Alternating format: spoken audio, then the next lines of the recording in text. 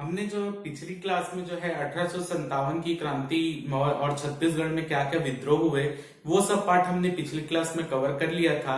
आज की क्लास में हम कांग्रेस के गठन से प्रारंभ करेंगे अपनी क्लास, और कांग्रेस के गठन से लेकर जो है होम रूल आंदोलन के पहले तक का पूरा पाठ आज की क्लास में हम कवर कर लेंगे। इसमें जो बीच में एक पार्ट छूटा है जो है जमींदारों को किस तरीके से रियासत का दर्जा दिया गया, तो वो जमींदारी से रियासत का दर्जा वाला हम आखिरी में पढ़ेंगे।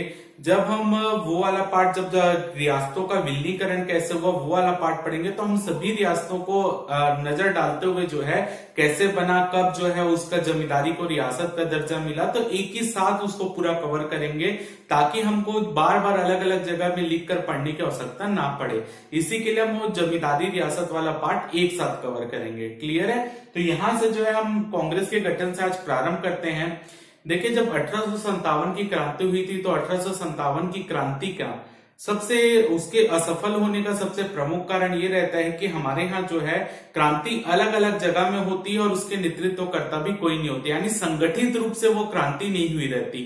अगर वो संगठित रूप से क्रांति होती और समाज का हर वर्ग जो है उसमें क्रांति में जो है साथ देता तो 1857 के समय ही हम स्वतंत्र हो सकते थे। लेकिन क्योंकि हमारे यहाँ ना तो कोई नेतृत्व करता था उस समय बेहतर तरीके से, और ना ऐसा कोई नेतृत्व करता था जो कि सभी लोगों को संगठित करके व्यवस्थित ढंग से 1857 की क्रांति को कर सके।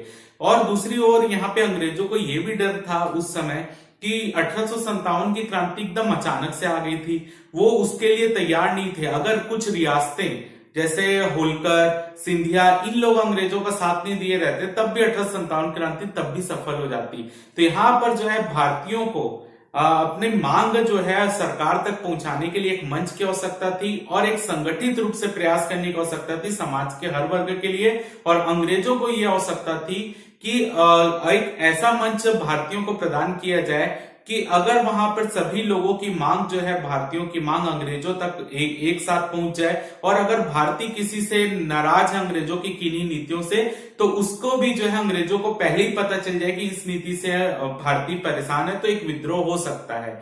तो उसको दबाने के लिए तैयार पहले से रहने के लिए जो है अंग्रेजों ने भी समर्थन किया कांग्रेस की गठन का। इसी के लिए एक आईसीएस अधिकारी एओ यूंग जो रहते हैं वो कांग्रेस का गठन करते हैं।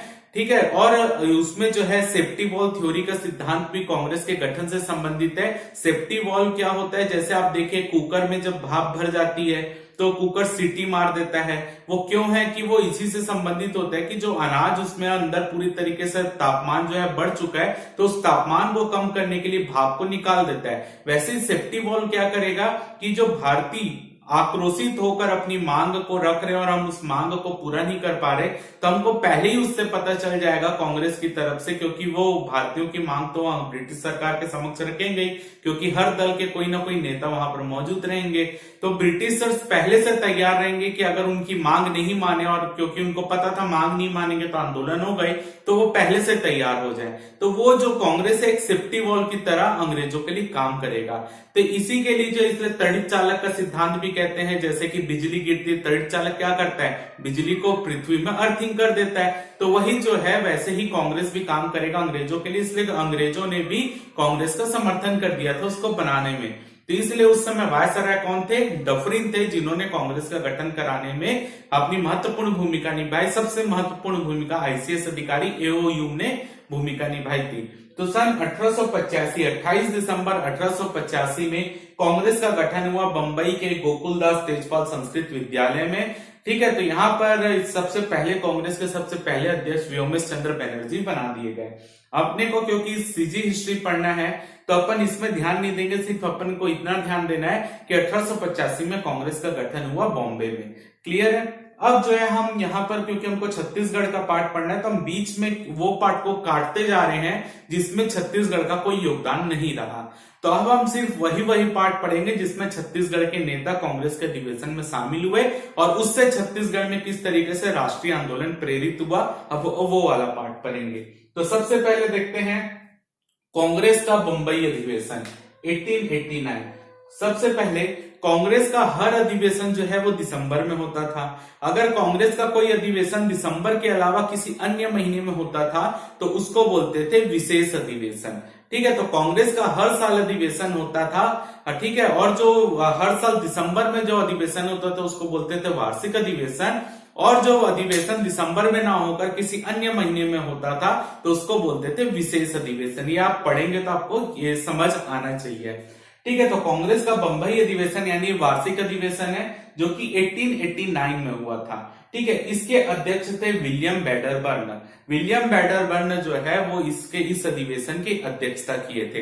अब यहाँ पर इंपॉर्टेंट ये है कि हम बीच के जो 86, 87, 88 वाला अधिवेशन है उसको गैप किए हैं, सीधा 89 के अधिवेशन में इसलिए कूदे हैं क्योंकि ये पहला ऐसा अधिवेशन था जिसमें मध्य प्रांत के लोग भी शामिल होने गए थे। यानी ये पहला ऐसा अधिवेशन था जिसमें मध्य प्रांत के लोग शामिल हुए थे। तो मध्य प्रांत के 214 प्रतिनिधि जो है वो कांग्रेस के इस बंबई अधिवेशन में शामिल हुए थे, जिसमें छत्तीसगढ़ के भी 4 प्रतिनिधि थे। वो कौन कौन थे? वामनराव लाखे, माधवराव सप्रे, CM ठक्कर और रामदयाल तिवारी। तो ये 4 ऐसे लोग थे जो कि कांग्रेस के इस अधिवेशन में शामिल हुए थे छत्तीसगढ़ की ओर से। मध्य प्रांत से टोटल 214 लोग शामिल हुए थे, जबकि छत्तीसगढ़ से 4 लोग शामिल हुए थे। तो छत्तीसगढ़ भी मध्य प्रांत का ही हिस्सा था। तो यहाँ पर अगर पेपर में पूछा जाता है, मान लीजिए ये चारों नाम दे देता है और किसी एक नाम को चुनने बोलता है। ठीक है, कई बार पेपर में है कि 1889 में कांग्रेस का बंबई अधिवेशन हुआ, उसमें छत्तीसगढ़ से कौन शामिल हुआ। मान लीजिए ये चारों नाम ABCD में दे देता है, तो उसमें PSC ने आंसर ले लिया था वामनराव लाखे को। तो अगर किसी एक नाम को चुनने के लिए ऑप्शन आ रहा है तो आपको वामनराव लाखे को चुनना है।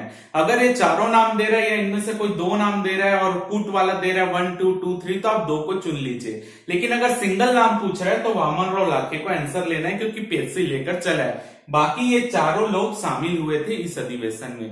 तो वामनराव लाखे, माधवराव सप्रे, CM ठक्कर और रामदयाल तिवारी, ये 4 लोग कांग्रेस के बंबई अधिवेशन में शामिल हुए थे 1889 में, जिसकी अध्यक्षता की थी विलियम बैडरबर्न ने। अगला जो कांग्रेस का हम अधिवेशन देख रहे हैं वो है कांग्रेस का नागपुर अधिवेशन 1891।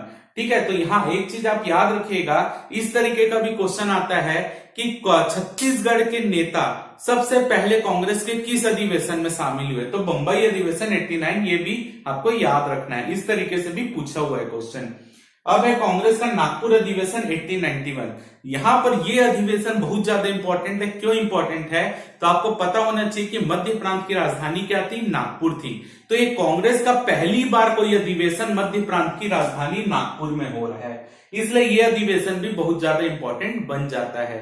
ठीक है, तो कांग्रेस का नागपुर अधिवेशन यानी मध्य प्रांत की राजधानी में पहली बार, या आप बोल लीजिए मध्य प्रांत में पहली बार ये कांग्रेस का अधिवेशन हो रहा है। तो पेपर में हो सकता है चांस बने कि इस अधिवेशन के बारे में पूछा जाए। तो कांग्रेस का नागपुर अधिवेशन 1891 में होता है, जिसमें जो है अध्यक्ष रहते हैं आनंद चार्लू।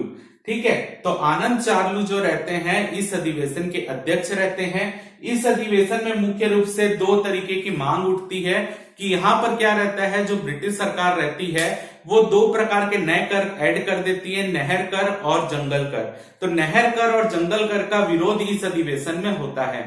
ठीक है, तो यहाँ पर एक प्रस्ताव पारित होता है कांग्रेस की तरफ से कि हम नहर कर और जंगल कर का विरोध करेंगे और ब्रिटिश सरकार के सामने अपनी मांग रखेंगे कि इस नहर कर और जंगल कर को बंद कर दिया जाए या समाप्त कर दिया जाए, यानी ये नया कर ना लगाया जाए। तो इस अधिवेशन में कौन कौन शामिल हुआ था कांग्रेस में? छत्तीसगढ़ से वामनराव लाखे, माधवराव सप्रे, CM ठक्कर, रामदयाल तिवारी और बद्री प्रसाद साव। अब यहाँ पर 4 नाम तो पहले ही पढ़ चुके हैं, यहाँ भी वो 4 नाम है, बस एक नया नाम ऐड हो रहा है, बद्री प्रसाद राव साव। कहीं कहीं पर इसे बद्रीनाथ साव भी लिखा जाता है, तो व्यक्ति वही है। ठीक है, बद्री प्रसाद साव या बद्रीनाथ साव। ठीक है, या कहीं कहीं पे बद्रीधर साव भी इनका नाम लिखा हुआ है।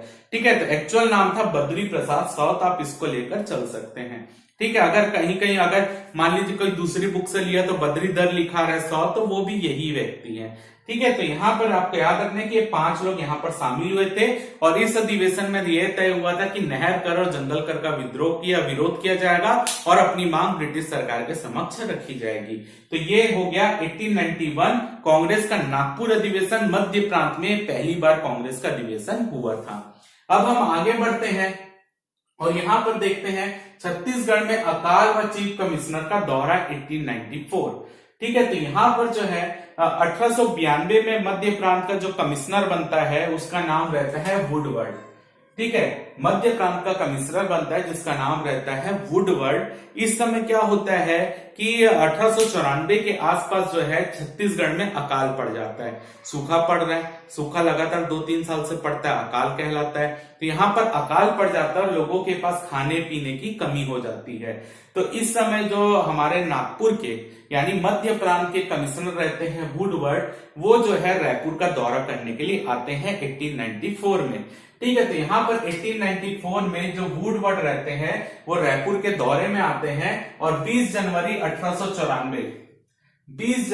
1894 को रायपुर में राजाओं और जमींदारों की बैठक होती है। यानी ये वुडवर्ड जो मध्य प्रांत के कमिश्नर हैं वो बैठक बुलाते हैं छत्तीसगढ़ के सभी राजाओं और जमींदारों की, क्योंकि वो अमीर लोग रहते हैं, जमींदार अपनी जमींदारी के प्रमुख है और प्राचीन समय में छत्तीसगढ़ के कई सारे राजा रहे हैं। तो उनकी बैठक बुलाते हैं रायपुर में 20 जनवरी 1894 में। और यहां पर यह डिसाइड किया जाता है कि जो भी प्रमुख लोग हैं, चाहे वो जमींदार हो, राजा हो, वो छत्तीसगढ़ को इस अकाल से लड़ने में मतलब मुख्य रूप से सहायता करेंगे, पैसे देंगे।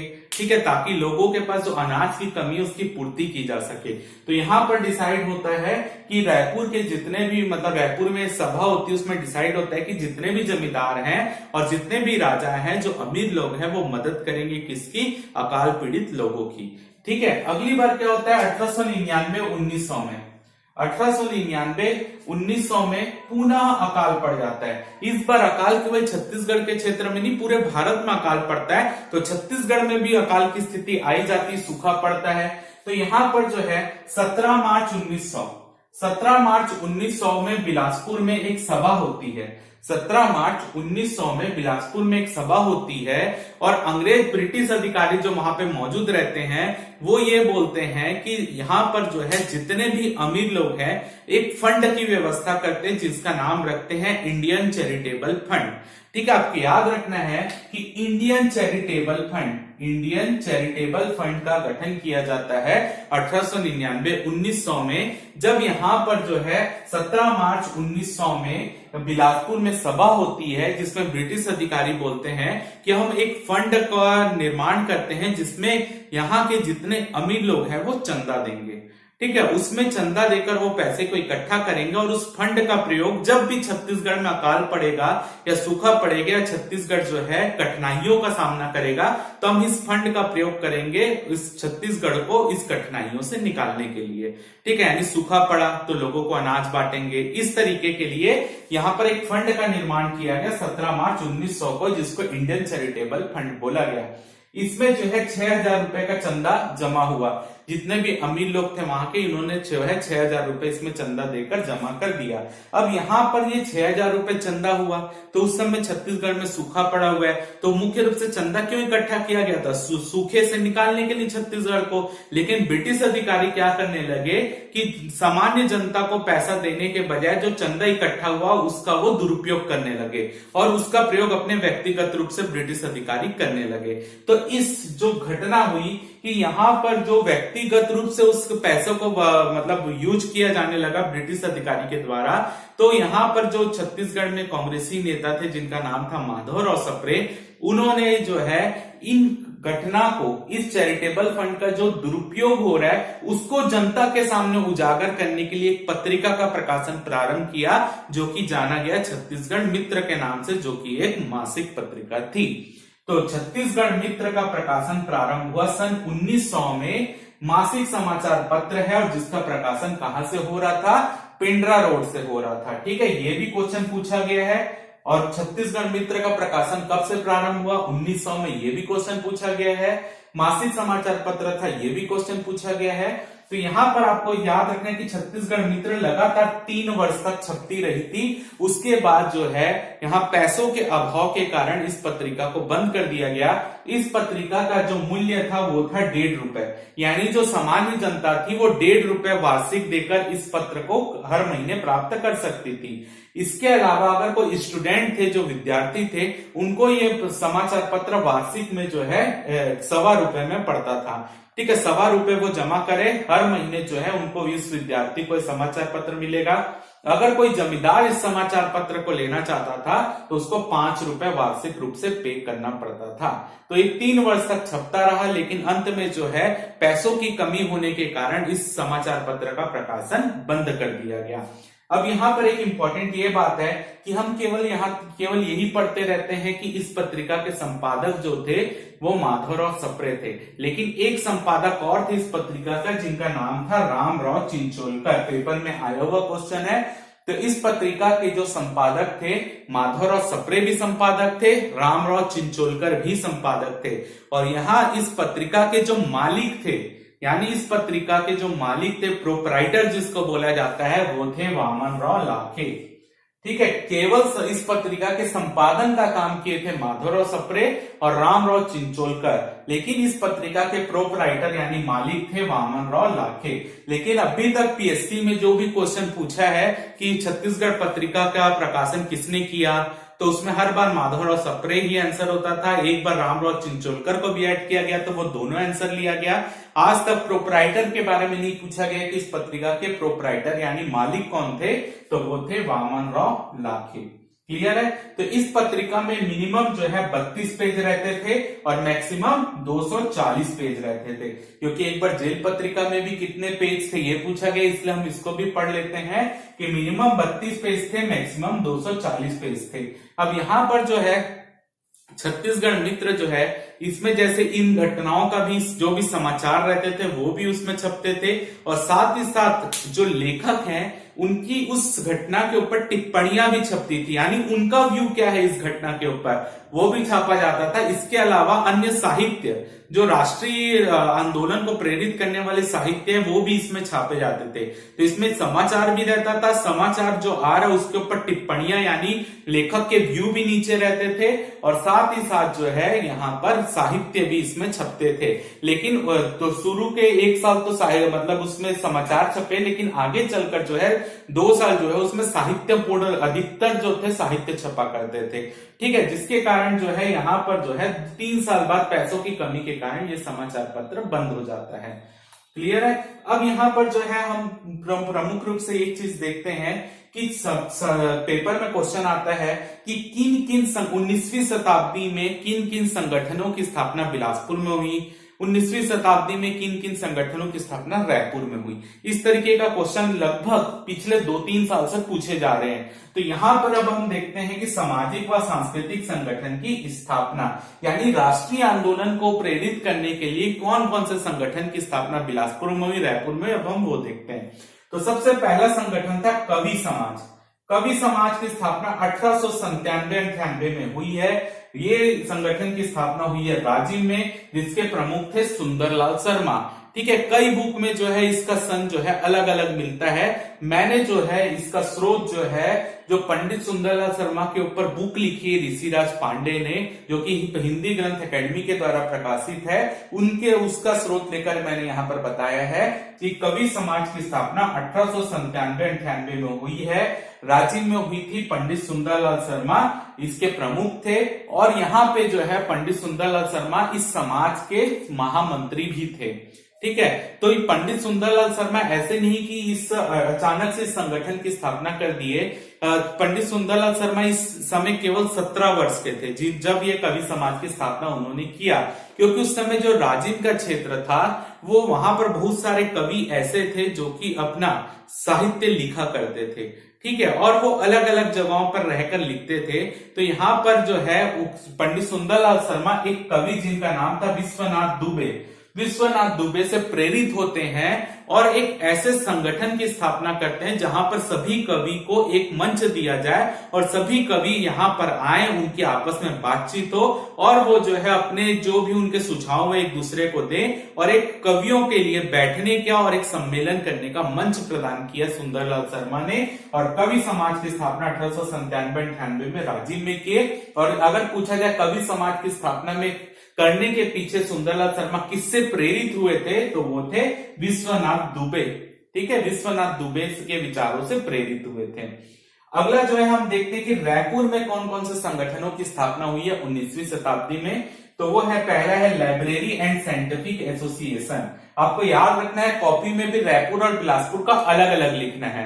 तो रायपुर में library and scientific association, Malini reading club बहुत बार इंपॉर्टेंट है क्योंकि बिलासपुर में केवल रीडिंग क्लब नाम से बना था, रायपुर में मालिनी रीडिंग क्लब बना था, तो कंफ्यूजन उसमें नहीं होना चाहिए, मालिनी रीडिंग क्लब। तीसरा है पीपुल टीचर्स एसोसिएशन और फोर्थ है छत्तीसगढ़ बाल समाज।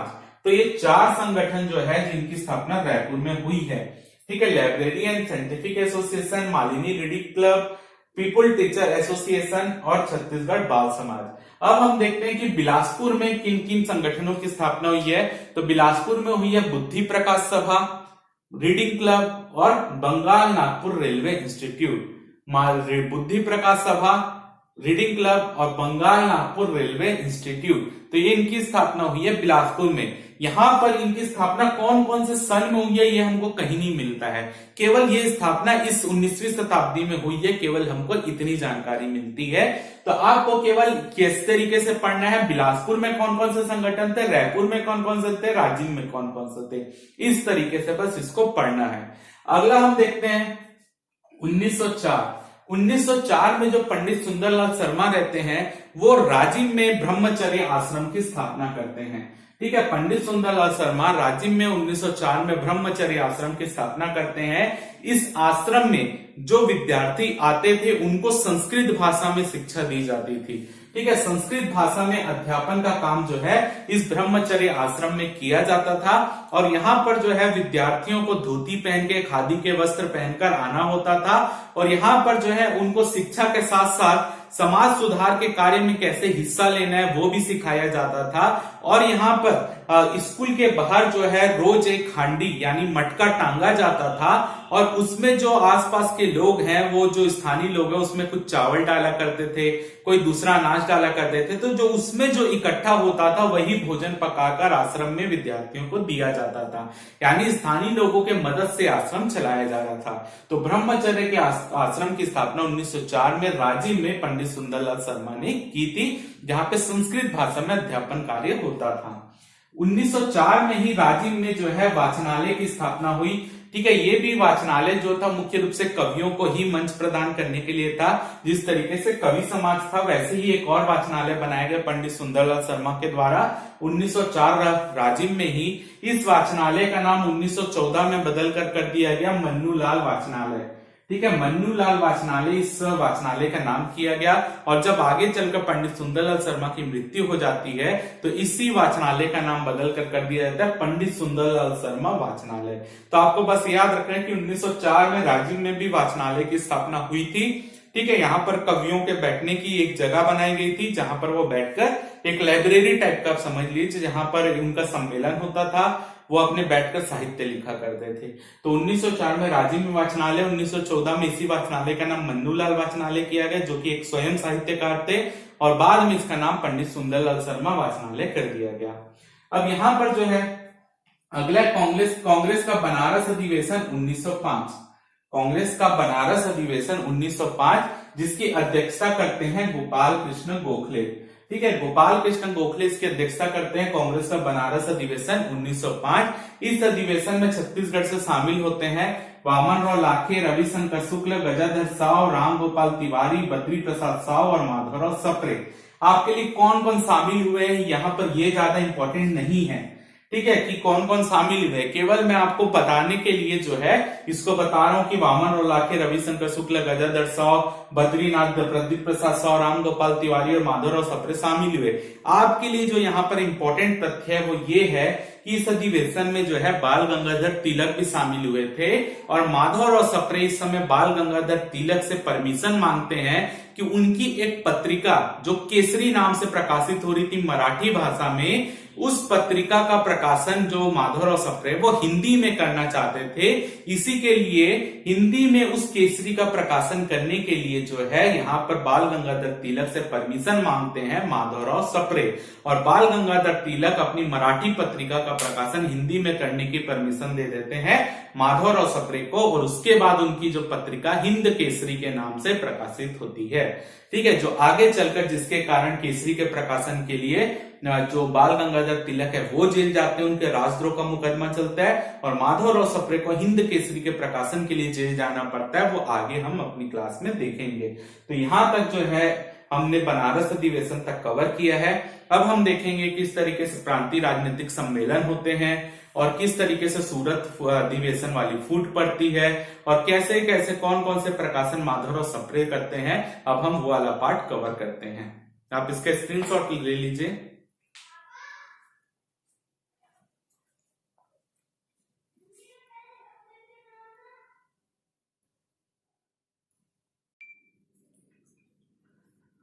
अब हम आगे बढ़ते हैं और ये देखते हैं कि आगे क्या क्या राष्ट्रीय आंदोलन के पहले क्या क्या चीजें भारत में हुई और उसका क्या प्रभाव पड़ा छत्तीसगढ़ में।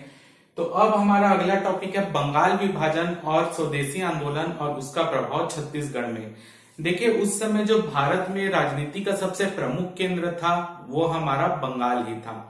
तो बंगाल में भी मुख्य रूप से कलकत्ता भारत की राजधानी थी उस समय के हिसाब से। तो वहां पे अगर कहीं भी भारत में राष्ट्रीय आंदोलन चालू होता तो सबसे प्रमुख केंद्र कलकत्ता ही होता था।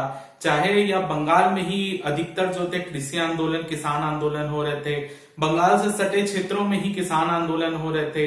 जो साहित्य भी पब्लिश होता था राष्ट्रीय आंदोलन को प्रेरित करने के लिए वो भी बंगाल से हो रहा था। तो अंग्रेजों ने ये सोचा कि हम बंगाल की जो एकता है उसको किस तरीके से तोड़ें। इसी के लिए उन्होंने क्या किया, बंगाल को दो प्रांतों में बांटने का डिसीजन लिया। उस समय वायसराय थे लॉर्ड कर्जन।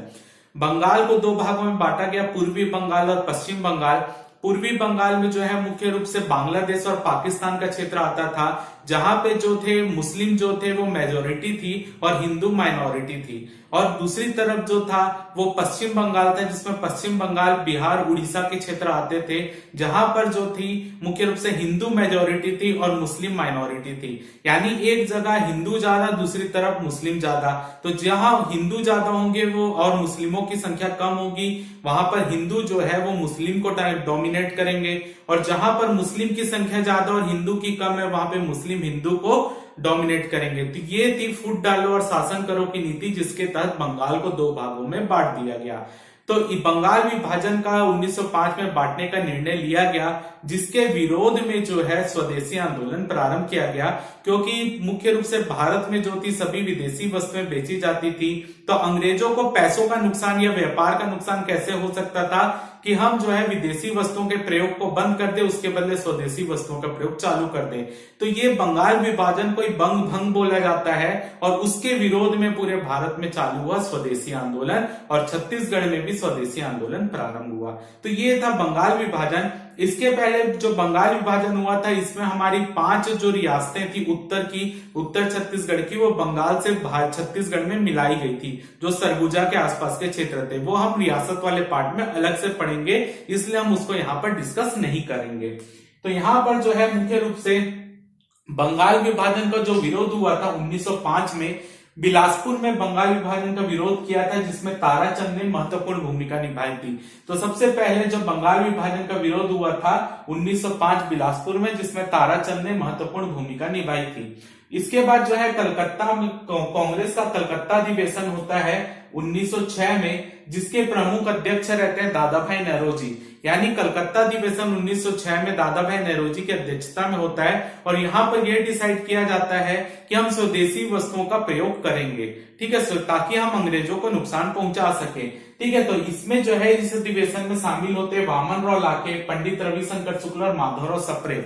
वामनराव लाखे, पंडित रविशंकर शुक्ल और माधवराव सप्रे इस अधिवेशन में शामिल होते हैं, जहां पर स्वदेशी व राष्ट्रीय शिक्षा का प्रस्ताव पारित कर दिया जाता है। ठीक है, कि स्वदेशी और राष्ट्रीय शिक्षा का हम प्रचार करेंगे और ताकि हम अंग्रेजों को नुकसान पहुंचा सके। इसके लिए यहाँ पर क्या होता है, कांग्रेस के हर क्षेत्र में, भारत के अलग अलग क्षेत्र थे, जैसे मध्य प्रांत एक क्षेत्र था, संयुक्त प्रांत एक क्षेत्र था, ऐसे अलग अलग राज्यों में बटा हुआ था भारत। तो यहाँ पर जो है हर क्षेत्र के लिए एक राष्ट्रीय मंडल बनाया जाता है जो कि स्वदेशी वस्तुओं का प्रचार करेगा। तो राष्ट्रीय मंडल जो है एक नागपुर में, जो मध्य प्रांत का राष्ट्रीय मंडल रहता है वो नागपुर में बनता है, जिसमें छत्तीसगढ़ से माधवराव सप्रे को शामिल किया जाता है। क्लियर है? तो राष्ट्रीय मंडल का गठन स्वदेशी वस्तुओं के प्रचार करने के लिए बनाया जाता है, जिसमें जो है माधवराव सप्रे को छत्तीसगढ़ से शामिल किया जाता है। इसके पहले एक चीज आपके पेपर में अभी असिस्टेंट प्रोफेसर में भी आई थी कि छत्तीसगढ़ में जो रायपुर जिला कांग्रेस कमेटी बनाई थी, यानी जो मुख्य रूप से छत्तीसगढ़ में कांग्रेस की शाखा स्थापित हुई थी, उसके प्रमुख कौन थे पहले। तो देखिए हर बुक में अलग अलग मिलता है कि छत्तीसगढ़ में रायपुर जिला कांग्रेस कमेटी की स्थापना कब हुई थी। किसी में 1903 मिलता है, किसी में 1906 मिलता है, किसी में 1905 मिलता है। तो यहाँ पर जो मैंने सोर्स लिया अभी पंडित सुंदरलाल शर्मा की बुक से लिया है, उसमें जो है 1903 लिया है, 1903 लिखा है, और जो हमारा नोट्स है उसमें 1905-6 लिखा है, तो आप उसको 1903 कर लीजिएगा, क्योंकि हिंदी ग्रंथ एकेडमी की बुक के हिसाब से 1903 अभी वैलिड लग रहा है, क्योंकि हमारे पास इसका सोर्स है पंडित सुंदरलाल शर्मा की जो बुक है उन्हीं के ऊपर लिखी गई है। तो उससे अगर कुछ हमको आपत्ति लगाना हो तो हम लगा सकते हैं। तो इसका जो है इस कमेटी के प्रमुख थे, यानी कांग्रेस के पहले अध्यक्ष जो रायपुर जिला कांग्रेस कमेटी के थे वो थे सीएम ठक्कर। यह भी असिस्टेंट प्रोफेसर का भी क्वेश्चन था कि कौन कांग्रेस के रायपुर जिला कांग्रेस कमेटी के प्रमुख थे पहली बार में, तो सीएम ठक्कर थे। अब जो है यहाँ पर बंगाल विभाजन का विरोध हमने पढ़ा दिया आपको, ताराचंद ने किया था। अब जैसे ही यहाँ पर डिसाइड होता है कांग्रेस के अधिवेशन में कि स्वदेशी वस्तुओं का प्रचार होगा, तो स्वदेशी वस्तुओं के प्रचार के लिए और राष्ट्रीय आंदोलन को प्रेरित करने के लिए या बंगाल विभाजन का मुख्य रूप से विरोध करने के लिए 1906 में पंडित सुंदरलाल शर्मा के द्वारा राजिम में सन्मित्र मंडल या सम्मित्र मंडल की स्थापना की जाती है सुंदरलाल शर्मा के द्वारा, जिसमें उनका सहायता करते हैं, सपोर्ट करते हैं नारायण राव मेघावाले। ठीक है, तो रामायण राव मेघावाले जो रहते हैं वो सपोर्ट करते हैं पंडित सुंदरलाल शर्मा को, और पंडित सुंदरलाल शर्मा 1906 में सन्मित्र मंडल की स्थापना राजिम में करते हैं। तो सन्मित्र मंडल की स्थापना का उद्देश्य खादी वस्त्रों के प्रचार को बढ़ावा देना और राष्ट्रीय आंदोलन को प्रेरित करना। अब जो है 1907 में जैसे स्वदेशी आंदोलन मुख्य रूप से 1906 में डिसाइड हो जाता है कि हम स्वदेशी वस्त्रों का प्रयोग करेंगे, तो सन्मित्र मंडल के अंतर्गत ही पंडित सुंदरलाल शर्मा 1907 में खादी आश्रम की स्थापना करते हैं, यानी खादी आश्रम बनाते हैं जहां पर स्वदेशी वस्तुओं को बेचा जाएगा। तो उनके द्वारा खादी आश्रम की स्थापना जो होती है राजिम, धमतरी, रायपुर और मासकुंद में होती है। तो 1907 में खादी आश्रम की स्थापना पंडित सुंदरलाल शर्मा करते हैं, सपोर्ट करते हैं नारायण राव मेघावाले, और यहाँ पर 4 जगहों पर खादी आश्रम बनते हैं, रायपुर, राजिम, महासमुंद और धमतरी। तो आप नोट्स में 2 ही लिखा, 2 ऐड कीजिएगा, राजिम, धमतरी, रायपुर, महासमुंद, इसमें जो है खादी आश्रम की स्थापना होती है। ठीक है, तो यहाँ पर जो है खादी आश्रम बना तो दिया जाता है, लेकिन इस खादी आश्रम में क्योंकि उस समय तक खादी वस्तुओं का प्रयोग बहुत कम होता था, तो पंडित सुंदरलाल शर्मा अलग अलग जगहों से खादी वस्तुएं लाते थे इस खादी आश्रम में बेचने के लिए, लेकिन उनकी बिक्री कम थी उस समय, इस कारण उनको लगभग 10,000 रुपए का लॉस होता है उस जमाने में। ठीक है, जिसके कारण जो है उसकी पूर्ति करने के लिए, और वो भी जो क्योंकि खादी आश्रम खोले उनके पास उतने पैसे नहीं थे, लेकिन वो लोन लेकर खोले थे, जिसमें लोन जो है वो रामाधीन नाम के एक व्यक्ति से उन्होंने लोन लिया था। बाद में जब उनके पैसे वो लौटा नहीं पाते हैं पंडित सुंदरलाल शर्मा, तो उसके लिए जो है पंडित सुंदरलाल शर्मा की जो राइस मिल रहती है वो भी बेच दी जाती है।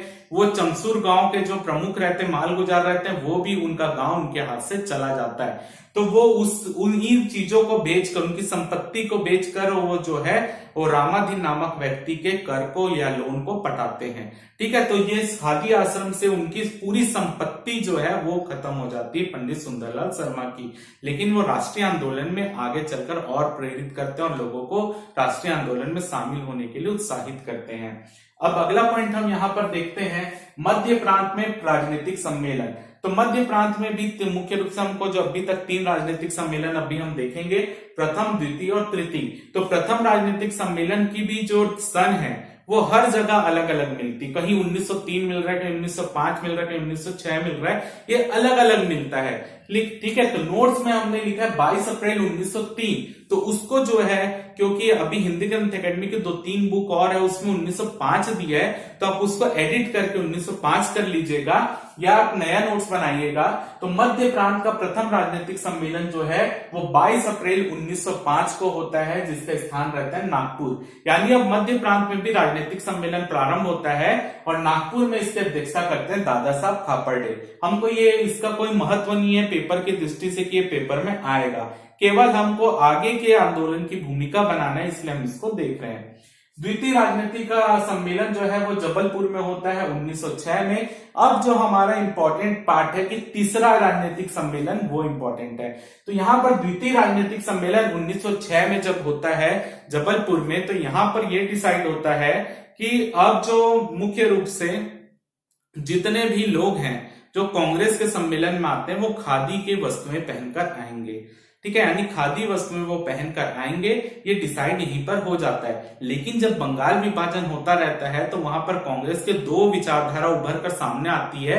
एक नरम दल की विचारधारा रहती है और एक गरम दल की विचारधारा रहती है।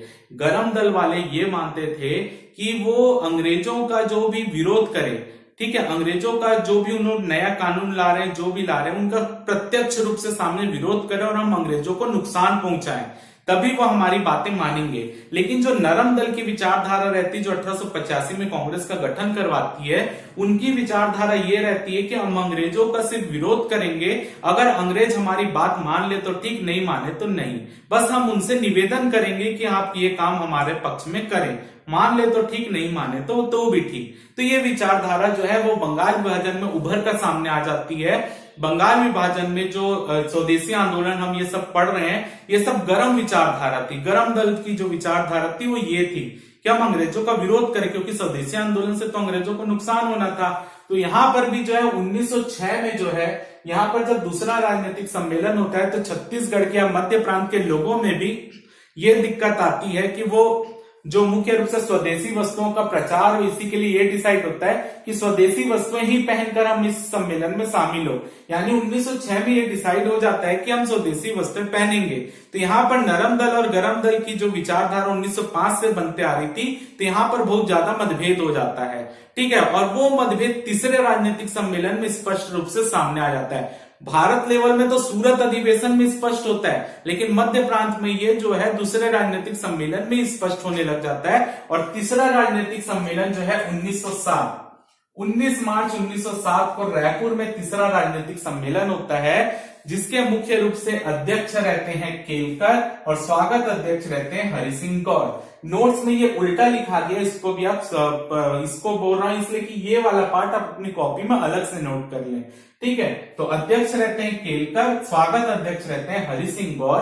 तो यहां पर जो है मुख्य रूप से जो एक गरम दल विचारधारा के व्यक्ति रहते हैं, जिनका नाम रहता है दादा साहब खापर्डे, वो इस अधिवेशन में बोलते हैं कि इस अधिवेशन की शुरुआत जो है वो वंदे मातरम की गीत के साथ किया जाए, क्योंकि उस समय वंदे मातरम गाना जो था वो बैन लगा हुआ था कि आप कहीं भी सम्मेलन में वंदे मातरम नहीं गा सकते।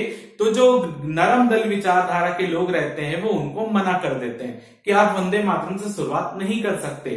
तब दादा साहब खापर्डे जो रहते हैं वो नाराज हो जाते हैं और इस सम्मेलन को छोड़कर चले जाते हैं और रायपुर के तात्यापारा में स्थित हनुमान मंदिर के सामने लोगों को संबोधित करते हैं कि आप स्वदेशी वस्तुओं का बहिष्कार करें और वंदे मातरम का नारा भी लगाते हैं वहां पर।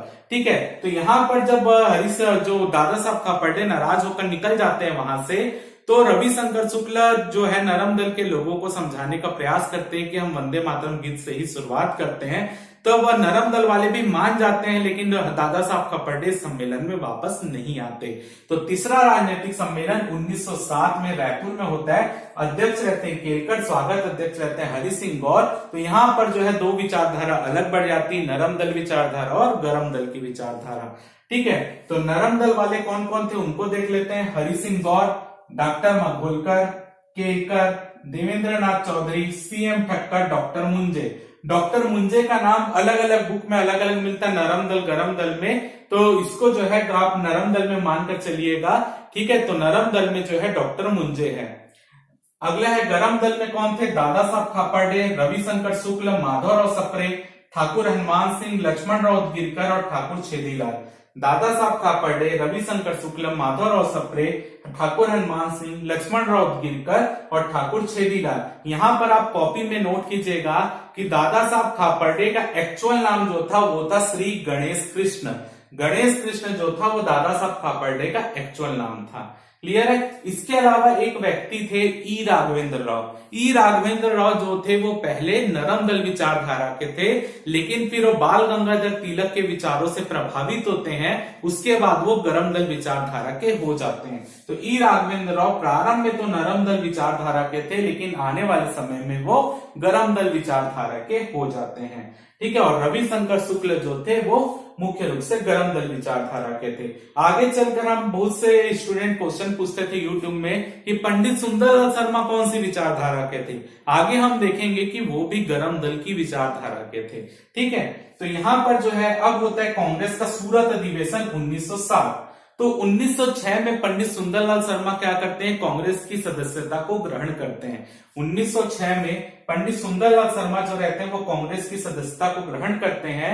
और 1907 में जो सूरत अधिवेशन होता है कांग्रेस का, उसमें पंडित सुंदरलाल शर्मा की अध्यक्षता में ही एक दल जाता है छत्तीसगढ़ से उस सूरत अधिवेशन में भाग लेने के लिए। तो पंडित सुंदरलाल शर्मा, नारायण राव मेघावाले, ये सब जाते हैं सूरत अधिवेशन में भाग लेने के लिए। और सूरत अधिवेशन में वहां पर भी मनमुटाव हो जाता है कि जो मुख्य रूप से जो गरम दल के विचारधारा वाले रहते हैं वो बाल गंगाधर तिलक या लाला लाजपत राय को जो है वो कांग्रेस का अध्यक्ष बनाना चाहते हैं, जबकि जो नरम दल की विचारधारा थे वो रास बिहारी बोस को जो है वो उस अधिवेशन का अध्यक्ष बनाना चाहते हैं।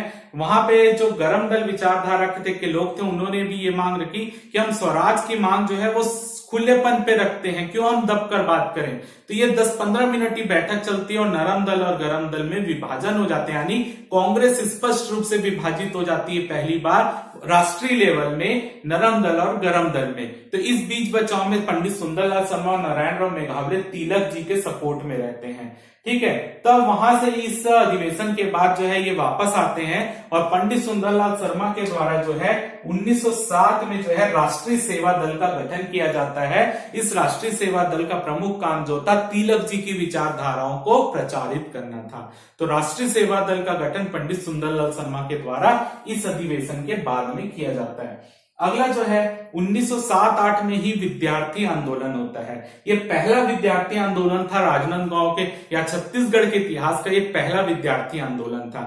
उस समय ठाकुर प्यारेलाल सिंह जो थे वो खुद जो थे मिडिल स्कूल में पढ़ रहे थे, ठीक है, यानी वो जो है माध्यमिक स्कूल में पढ़ रहे थे। और यहाँ पर जो है मुख्य रूप से जो राजनांदगांव के सरकारी स्कूल के प्रिंसिपल रहते हैं वो क्या करते हैं, वहां पर आने वाले सभी विद्यार्थियों के लिए फिक्स कर देते हैं कि उनको यूनिफॉर्म में ही आना है, और साथ ही साथ जो फीस रहती है उसकी भी वैल्यू जो है मूल्य जो है बढ़ा देते हैं, यानी वो फीस भी बढ़ा देते हैं। तो इसके विरोध में ठाकुर प्यारेलाल एक यूनिक रास्ता निकालते हैं।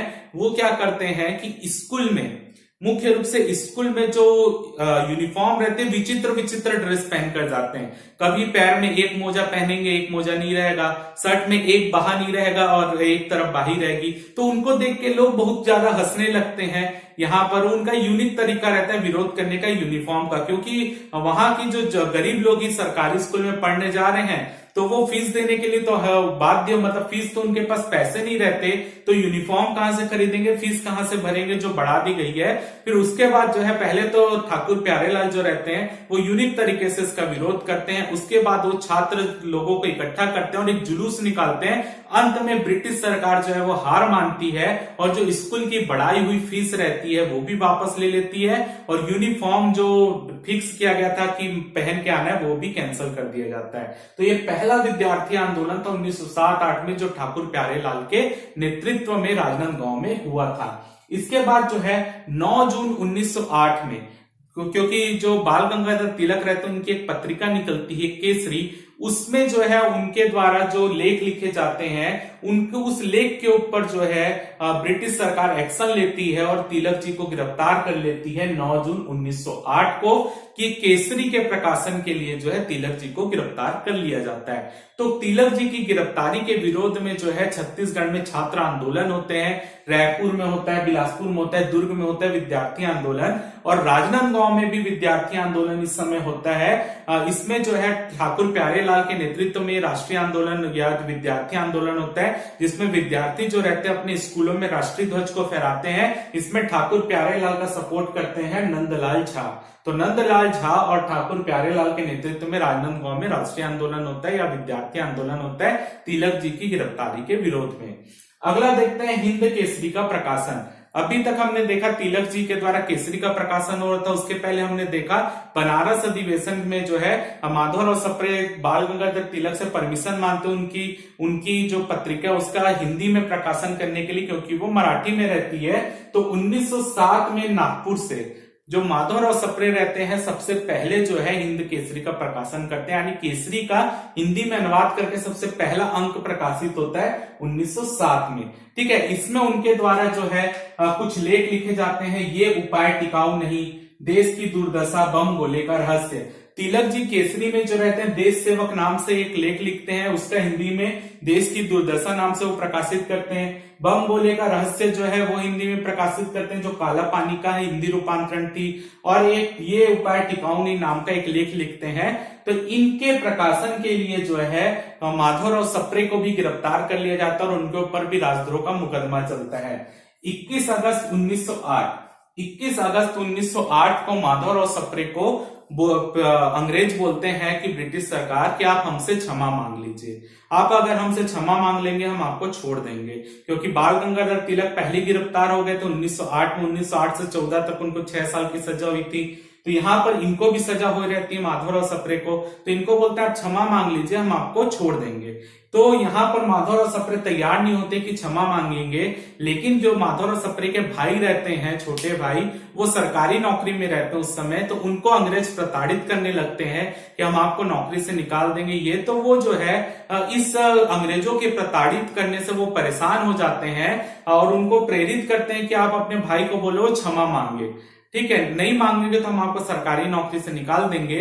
तो जो माधवराव सप्रे के भाई रहते हैं वो वामन राव लाखे को बोलते हैं कि आप जेल में जाके उनको संदेश दीजिए कि आप माफी मांग लीजिए वरना मैं आत्महत्या कर लूंगा। ठीक है, यानी माधवराव सप्रे के भाई उनके ऊपर दबाव डालते हैं कि अगर आप माफी नहीं मांगेंगे तो मैं आत्महत्या कर लूंगा। ठीक है, तो माधवराव सप्रे के पास से संदेश लेकर जाते हैं वामन राव लाखे, और वामन राव लाखे माधवराव सप्रे को माफी मांगने के लिए बताते हैं कि उनके भाई ये बोल रहे हैं। तो अंत में माधवराव सप्रे जो रहते हैं वो जो है अंग्रेजों के सामने झुक जाते हैं और उनको माफी मांग लेते हैं अपने प्रकाशन के लिए।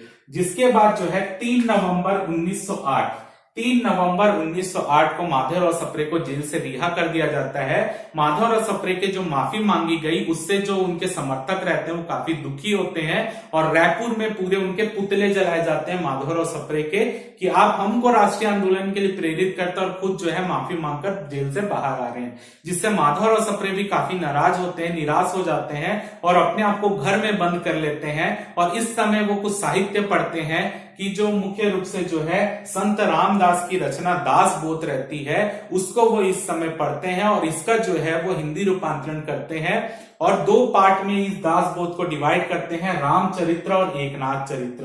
तो रामचरित्र और एकनाथ चरित्र का भी प्रकाशन किसने किया है? माधवराव सप्रे ने किया है, जो कि संत रामदास की रचना दासबोध का हिंदी रूपांतरण है 2 पार्ट में किया है। इसके अलावा आगे चलकर माधवराव सप्रे एक और रचना लिखते हैं 1916 में गीता रहस्य, जो बाल गंगाधर तिलक का रचना रहती है गीता रहस्य, उस लेख का भी वो मराठी भाषा में रहता है, उसका भी अनुवाद माधवराव सप्रे हिंदी में करते हैं 1916 में। क्लियर है? तो यहां से जो है मुख्य रूप से माधवराव सप्रे जो रहते हैं राष्ट्रीय आंदोलन से थोड़े दूर हो जाते हैं, क्योंकि जब वो ये घटना होती है उनके पुतले जलाने की, उससे वो काफी ज्यादा दुखी हो जाते हैं और उनका राष्ट्रीय आंदोलन से थोड़ा थोड़ा दूर होना शुरू हो जाता है। क्लियर है? तो यहां तक का पार्ट हम आज की क्लास में कवर कर रहे हैं। अगली क्लास में आएंगे तो हम इसके आगे पढ़ेंगे किस तरीके से होम रूल आंदोलन होता है, उसके पहले सरस्वती पुस्तकालय की स्थापना होती है। ये सब चीज हम अगली क्लास में कवर करने वाले हैं। तो फिलहाल आज की क्लास को हम यही खत्म करते हैं, मिलते हैं अगली क्लास में।